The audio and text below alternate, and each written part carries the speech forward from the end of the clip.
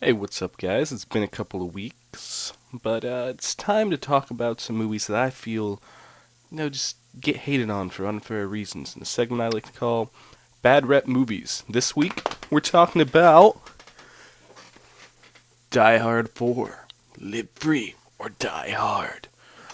Okay, now, the best way to understand why this is a good movie and a really good Die Hard movie, it can be completed in one sentence. Die Hard 5.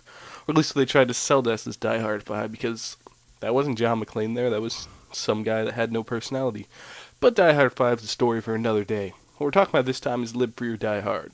Now, first off, the idea of a villain whose main power is through technology is a really cool idea and evolution for this franchise. So, that was cool.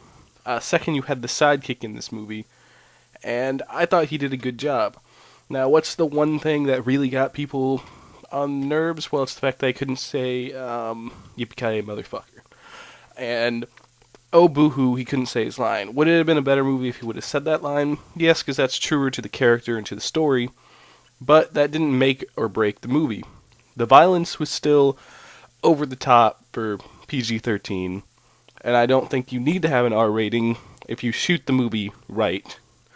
Like, if you look at something like The Wolverine that came out, that was a PG 13 movie, but the violence was definitely worth an R rating if it would have been shot a bit differently, but still came off as very brutal violence. And I think that also worked in Live Free or Die Hard. Now, then you're going to say, well, it was too over the top. I mean, he crashed a car into a helicopter. Then maybe you must have missed the first three movies because he does a lot of stuff that's over the top, like setting an entire plane on fire. Uh, kind of bit over the top, so it matched his character. Plus, John McClane still has wit in this character. Bruce Willis wasn't calling it in yet, so it was a good movie, and in my opinion, a better movie than Die Hard 2. My ranking still probably goes Die Hard 3 and Die Hard 1 are tied for number one because they're both really good movies. Then this one, then the second one, all good movies, and then that other one shouldn't even be put on the list. Kind of like I disregard the fourth Indiana Jones.